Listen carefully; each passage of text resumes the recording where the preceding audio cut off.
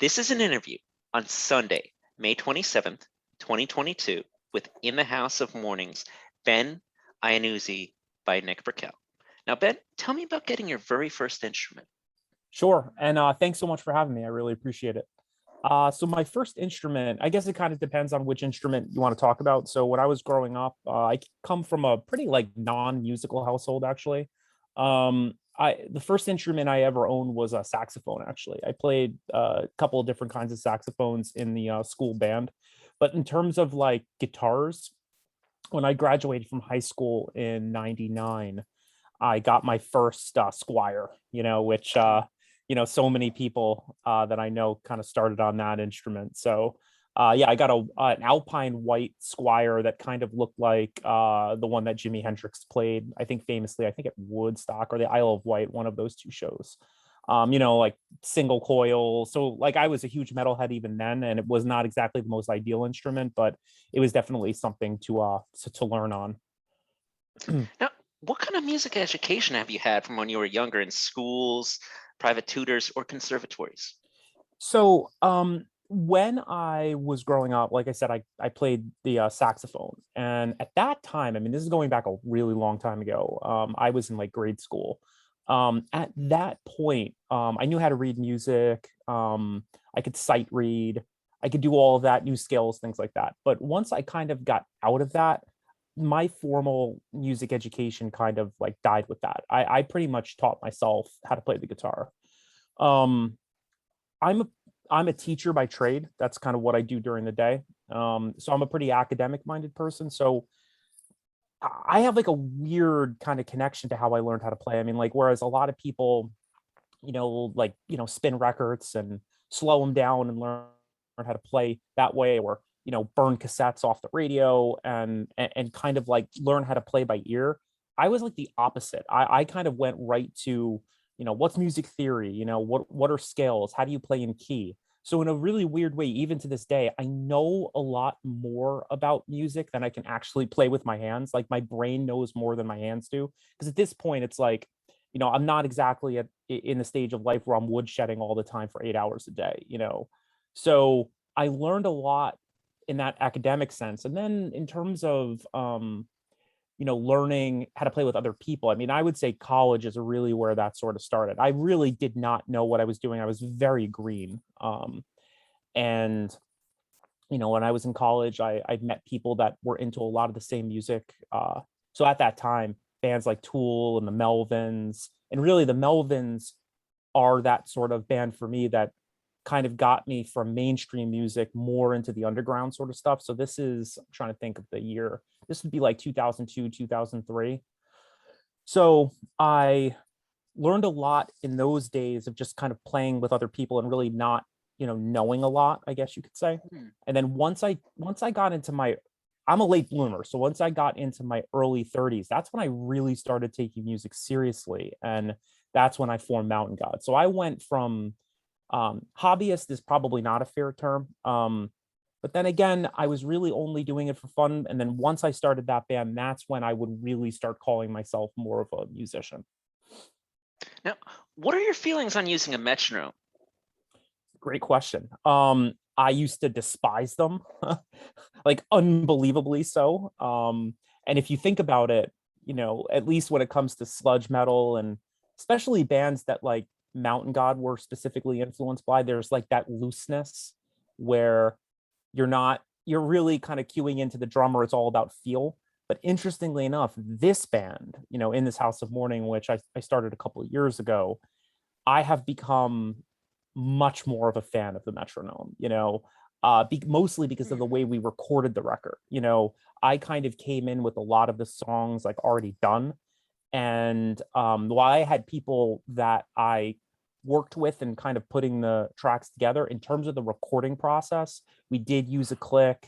So I have become very much connected to the idea of metronomes and stuff like that. And I think if you listen to the songs, there is that sort of early 90s kind of My Dying Bride feel to the record, which I don't know, I would sort of argue with, especially the earlier records, it is kind of inorganic. I think a lot of the music that they sort of made at that time. If you listen to the drums are a bit processed. And I would say that, like I said, learning to use the metronome more, I think has been really beneficial. Now, when it comes to your style of music, what are some of your favorite blogs to stay up to date on new music? I imagine places like No Clean Singing, Doomed and Stoned, as well as Invisible Oranges suit you well.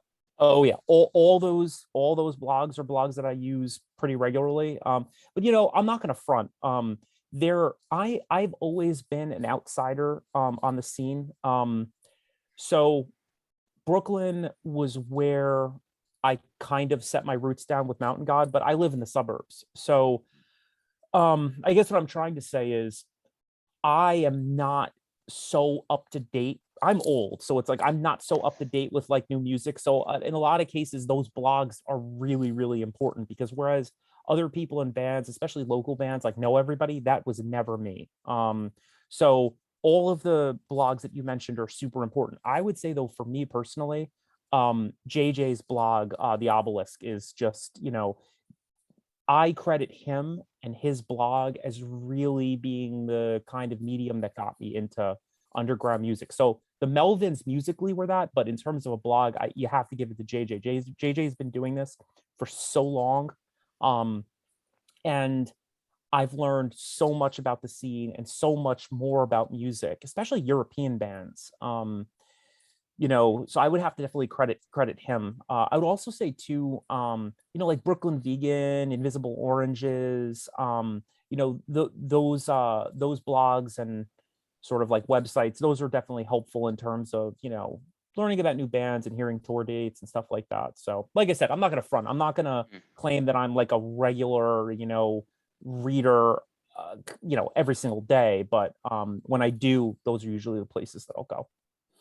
Now, where were you at musically when you started to compose the music for In This House of Mourning? Yeah, a pretty bad place actually.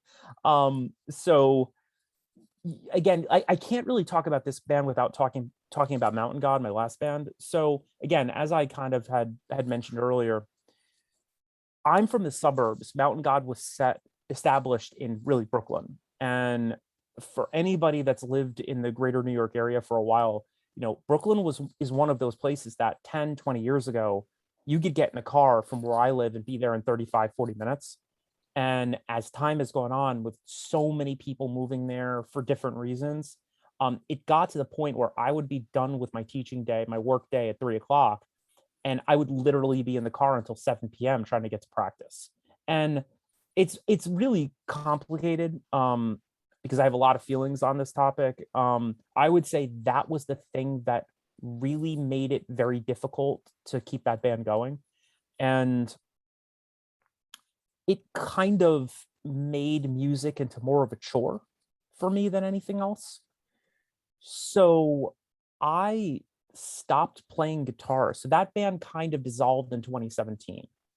I really didn't pick the guitar back up again until 2020. And I also just sort of got rid of social media because most of the social media stuff I did anyway had to do with, the band. So I kind of went on hiatus for quite a while. And I had always liked Funeral Doom. I always loved the heaviness of it and the sound of it. So right around the summer of 2020, so this is like pretty much on the heels of the really bad part of COVID. And again, as I said, I'm a teacher by trade. So with all the anxiety sort of going into the school year and with all the general sort of anxiety that summer of knowing, oh, this winter is going to be pretty bad, it really churned up a lot of feelings. And I picked the guitar back up, and I tuned it down to drop A, like, so many of those great bands would. And I just started to write. And I would also have to say that the other people that are involved in the project, they kind of want to remain anonymous for a bunch of different reasons. But I have a friend who loves doom metal and who loves funeral doom and that style of music, especially like European bands. So like bands like Shape of Despair, Anathema, bands like that. And it just so happened that he was also in a spot where he wasn't playing with his current band very often. and he kind of invited me over to his home where we had a little setup, and that's really where the songs were born. I mean, I went in with them written for the most part, but we bounced a lot of ideas off of each other, and then yeah, there you go. I mean, that's really the inception of the project, and then it actually came together pretty quickly. And we more or less found our engineer, this guy Adi Pandit, who lives out in Queens, and he produced a bunch of a Friends records. I don't know if you've ever heard of the band Jotunheim. They're a great black metal band. And once I kind of heard his production on their records, I knew that he was going to be the guy to work with. And then really we just kind of went from there. Now, what would you point to as albums from other bands that you think would appeal to fans, viewers? Sure. So I mean, really anything from the early 90s. I've been calling this project extreme metal, mostly because I kind of don't want to pigeonhole myself into always having to kind of put out the same thing. And look, if you think about bands in which you have a principal songwriter, it's almost like they can kind of blend genres together or even play in different bands, and when you hear their playing, it's like, oh, that person. That's kind of what I'm shooting for. So when I think about bands from the early 90s, what I hope is you kind of get that funeral doom vibe. So especially bands like My Dying Bride, Paradise Lost, Shape of Despair, Evokin, which actually I think is a Jersey band. So I think a lot of that material, but also some death metal, some death doom. I think when future releases come out, you'll hear a little bit of that sort of blackened vibe as well, meaning black metal, not so much the Metallica record. But I would definitely cite all of those Peaceville bands. And I've also been told too that, if you listen to the slower parts of our music, there is a little bit of a shoegazy kind of vibe at times. Like sometimes if you're listening really sort of intently, a couple of minutes can go by and you might not even sort of notice. So I think that there is a little bit of that in the music as well. Now, the Obelisk debuted the song "The Path Worn Down." What was it about this song that made you pick it as the first one? Yeah, because I think it encompasses everything that we or I, however you want to phrase it, are sort of going for. If you listen to that song, you're getting the heft. I recorded everything really old school. I mean, don't get me wrong, it was still digital, but like, I used my 1986 JCM 800, tube screamer right out front, and that's really it for most of the rhythms. I also am working with another guitar player, and again, like, we're trying to kind of keep things somewhat anonymous. And he kind of goes for that more of that sort of like Mesa Boogie kind of sound, and when you kind of put it all together, that's really the sound of the band. So in terms of that song, you've got the heft, you've got the melody and lead playing, you've got the keyboards, which I think the band really couldn't exist without the synths and the keys and the mellotrons and the strings and all of that. But then you also have the kind of like the death metal-y sort of vibe, when you get towards the end of the track, and there's some, really sort of heavy stuff in there. So to me, while obviously I love the other two songs and I love the other material that, we have and we've been working on, that song really encompasses exactly what the project is about. You have a 3-song EP of music. How far back do these songs go? And were you the main songwriter, or should this be viewed as a group effort? Yeah, great question. So I would say they go back to pretty much like July and August of 2020. That's when I started writing all the riffs. And then that's when I reached out to the drummer who played on the record to see if, he wanted to sort of jam on the songs. So that's pretty much how far back they go. Now, the other question. So that's a tricky one, because on one hand, I don't want to sound too egotistical. I mean, I wrote pretty much every note on the record. I played pretty much all the guitars, all the bass parts, including Fender Bass 6. I played all the keyboards. I wrote the lyrics. So in that sense, I could see why somebody might say that it's almost like a solo project. However, this is a very big however. I know that with all the people that I worked with, so I worked with a vocalist, I worked with another guitar player, a drummer, and then I would also say that Adi Pandit was a really important component here because he kind of produced, he engineered, he did a lot of really cool stuff for this record. All of those individuals played a part in what the band would eventually sound like. So again, I don't want to make it seem like we were, sitting together writing all these songs in the same space, with creative ideas for everybody, but all of those people certainly influence the sound. So for example, occasionally like maybe shifting a riff from one spot to another, or maybe having a riff go a little bit longer. But I think it would be fair to say that ultimately the band was my vision. So it's one of those things where when I listen back to what is there, I don't have any regrets about the music. Whereas other bands I've played in, it's like, like I didn't exactly write that. That could sound better. This record sounds exactly the way that I want it to sound. So in that sense, it's very pleasing to me. I kind of Prince out, how Prince is often, known for listening to his own music. I shamefully or without shame, I like listening to my own songs. So whatever that says about me, hopefully nothing too bad.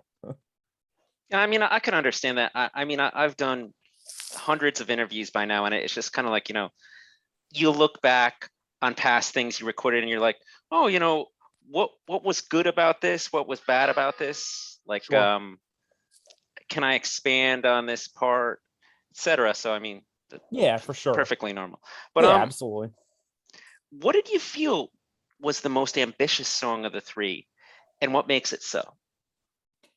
So, in a really funny way, I think the interlude track, the track Judgment, which is kind of the bridge between the two, I guess you could say, quote unquote, main songs, that one actually made me think the most. And I would say that because it's very non-traditional, right? There are no drums in it.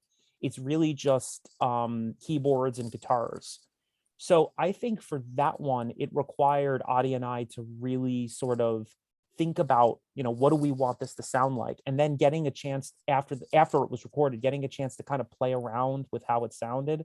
Because if you go and listen to that track, there is something about it that is, again, I know I used this word earlier, but like almost like inorganic. It kind of is inorganic in a lot of ways. It's almost like, here is this artistic idea. How much can we mess with this and almost make it sound non-traditional? It's a very eerie track, and it really kind of sets the table for Cruel Death, which ends the record. So not to say that the other two songs didn't really force me and the rest of the band to kind of stretch ourselves, but Judgment in particular did take a good amount of time, even though it's only a few minutes long. Okay, now, can you tell me what you have planned for the initial live performance? Anything Sure. special or unique? Yeah, we have a lot of ideas, and I have a lot of ideas about the project. I'll be honest though that one of the reasons why I wanted to put out a short release, at least one of the reasons, is just to kind of get a feel for what that process would be like. I'm also kind of interested to see like what people think of it. Now that said, this project for me is really only about the music. That's all I care about. If we never play a show, I don't think it'll bother me that much. It's really only about making music that I want to hear, and hopefully people will enjoy it or hate it. I think I'd rather have those reactions than something lukewarm, because again, like, there are so many death doom bands out there, not as many funeral doom bands, but the market is so saturated with music. The last thing I would want is for it to sound like other people. So whether people love it or hate it, those are good reactions to me. Now, again, playing live, would I do it? Yeah, I would. I think if the circumstances are right, I think if the vibe is right, if the lineup is right, I think what I want to do is put out the next batch of songs probably this summer. So almost like, for some reason I'm blanking. Oh no, I'm not blanking. So if you've ever heard of the band they have that really weird long name. They're an Australian band, King Gizzard and the Wizard Lizard or something like that. Yeah, I know Yeah, the one. yeah, like I totally butchered their name. Apologies if anybody out there is deeply offended, but they're awesome because they put out a lot of music, which I know a lot of bands are like afraid to do, but I like that approach. Like I've got so many songs that kind of fit different moods and fit different vibes that I would love, every 6 months or every year to put out, 3 or 4 songs, even if it's only 20 or 25 minutes of music. So again, why I'm saying this is because I think once we build up a nice repertoire of songs and once we kind of develop a reputation, that's when I would really consider playing out. Because look, it's not that I'm arrogant. At least I hope I'm not coming off that way, but I'm old, so it's like the thought of kind of going out and playing a local show where there are 3 people there and you've got to load, because with our band it's going to require a lot of loading, keyboard player, multiple guitar players, multiple singers, drummer. There's a lot of moving parts, so it's really got to be the right scenario in order for it to work. But ultimately, if people really like the music and I can put a great live lineup together, I would definitely do it. So that's kind of the plan. If we can get out more music by like this coming September, that would be awesome. Now, just out of curiosity, are you a fan of Steak, aka Steak Number 8, the Belgian band, Pony Killer, or the Michelle Gun Elephant? So no, I've actually not heard of those bands. So I'm curious, like what that's all about. Like, where do you see that connection with us? It's just kind of like trippy type stuff. Like, I mean, Mhm. Steak, they were put out originally by Indie Recordings of Norway, the very famous black metal label. Pony Killer, that's Housecore Records. That's Oh, cool. with Colin Yeo of Arson Anthem. And the Michelle Gun Elephant, that is one of the most awesome 90s and early 2000s Japanese punk bands. Oh, that's cool. Yeah. Um, I believe they were in a lot of the soundtrack for a Japanese movie called Blue Spring, Aoi Haru. Hmm. And it's just really kind of like dark and I guess just type of, I don't know, wild and trippy type stuff that Well, I can I. I can definitely see the recommendation there, because I Mm, think if look, I don't a lot of bands care about technicality, and a lot mhm, of bands care about um are people going to look at our music and mhm, say, wow, I could never play that? I don't care about any of that. So for me, like if you're saying that these bands that you're recommending, if there's a vibe there, to me, that's one of the most important things, especially with my own band. I want there to mhm. be a vibe there. So I will definitely check those bands out. Like I said before, I don't know. I hope I'm not hitting that age where it's like, uh, nothing new is good. I hope I'm not Mhm. there. But it's just funny, like the way that the industry is now, I can't keep up. Like I Yeah. feel like every time I find a new band, like I will really, really listen to that one particular band. And it just seems like there's hundreds of others that follow. So it's definitely challenging to sort of keep up. But one of the things you mentioned though, Japan, one of my favorite bands is Boris. They are Mm. awesome. And I don't necessarily know if anybody would hear that influence, at least on this particular record that we put out. But I like the fact that a band like Boris has so many different sounds. Like if I could emulate that in some way where the people that like this band like us because they're not always going to hear the same thing, in that sense, Boris is a really, really, really big influence. Can you tell me what the game plan is for the end of the year? Sure. So again, piggybacking off my last answer, I think the goal is to definitely get another record out. And you never know. Mountain God did get signed towards the end of its career. So I mean, look, if we could find a great label to work with, somebody who would be interested in doing some PR for us and maybe even putting our music out, that would be really cool, to be able to take whatever we put out at the end of the year and the record now, get that out on vinyl or even cassette. I think that would be super cool. So I think we'll work our way towards that. And again, like, it really all depends on whether people like it. I'm not gonna shove this down anybody's throat. I'm not doing this so that I can quit my day job. This is really a passion project. I just love to write music. So to me, if I'm doing that, then it's a success. Can you tell me what your 3 most cherished albums are in your music collection? Yeah, so this is almost an impossible question, Nick. I mean, I could definitely tell you. I'll give you records that to me are definitely important, like almost like desert island kinds of records.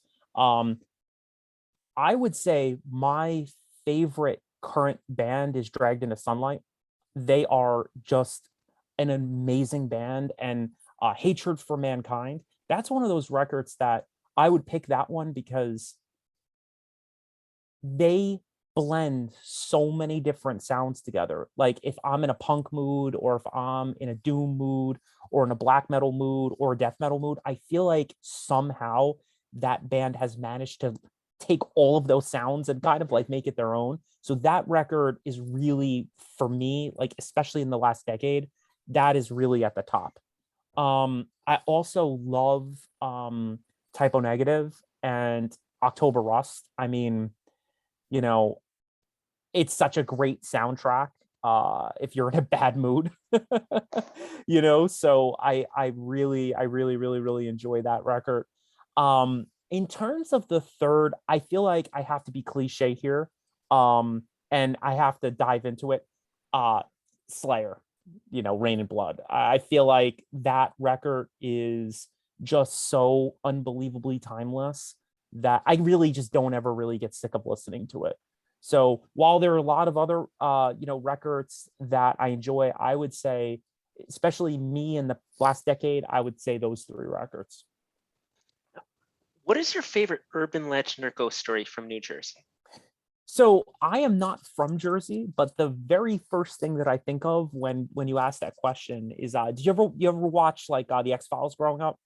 Yeah, I saw some episodes. Oh yes, I love that show. And there's like, I think it's like the first season or maybe the second season. The story of like the Jersey Devil. I don't know if you've ever heard that, which is like Yeah. absolute classic, right? So I mean, now the show like really took that and spun on its head, because again, like you might even know this better than me, but I think the Jersey Devil was supposed to be some kind of creature, like some kind of like mythological creature that lived out in the woods near AC.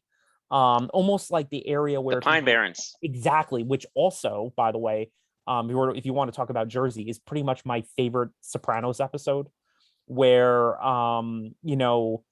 what's his name, Christopher Moltisanti and Paulie Walnuts bring the Russian dude out into the woods and are supposed to get rid of him, and he manages to sort of get away. Great episode. But yeah, so like I guess that's the spot right near AC. And I know in the X-Files episode they kind of took that and spun it on its head a little bit, and there was almost like these, I don't know what you would sort of call it, not Neanderthals per se, but like almost like these ancient humans that somehow sort of developed in the woods over there. And they would actually like eat people and stuff like that. So I would say of all the Jersey sort of legends, despite me not being from there, I think that's the one that pops into my head. Maybe we'll write some songs about it, who knows. Though I don't know if that would fit a funeral doom vibe, unless the Jersey Devil is very sad and miserable. If it is, then I guess it would fit. I don't know, like thinking about Atlantic County, the one thing that always makes me think hard, when am I getting to go to White House Subs on Arctic Ave and getting myself a meatball sub? Yeah, so I don't know a ton about that. I do like Okay, meatball well, subs, check it though. out. White House Subs was opened up in 1946 or 47 by a World War II veteran, and it's been a legendary place that, like, if you go to Atlantic City, everybody knows that place. Everybody.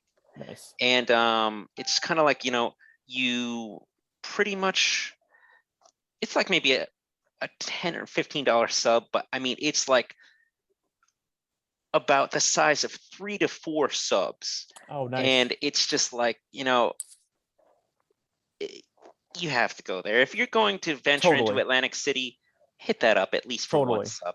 Or So maybe if you're wild, right. come back with 10.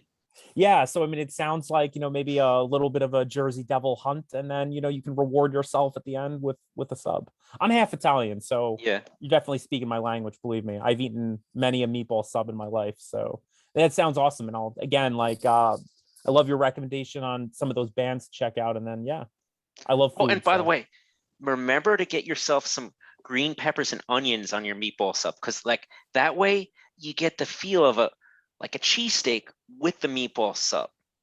Like I remember sounds good. being hungry for both, and I was like, how do I combine them? Yeah, sounds great.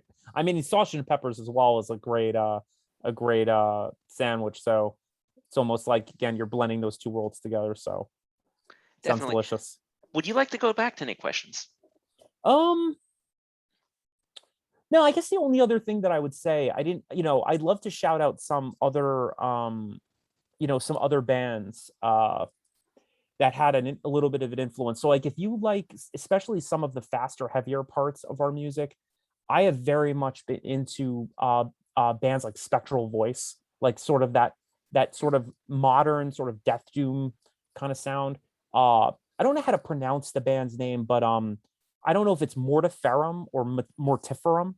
They're amazing. I believe they're a Pacific Northwest band. I've been listening to a ton of those two bands, along with Dragon into Sunlight. So, the more extreme the music to me, the better. So I think, I'm glad I got to shout out those bands. But other than that, I feel like, I hope that, I gave your listeners a chance to understand our band better. And hopefully, like I said, hopefully people really enjoy it and can vibe to it. So. Now, do you have a physical release for the demo yet?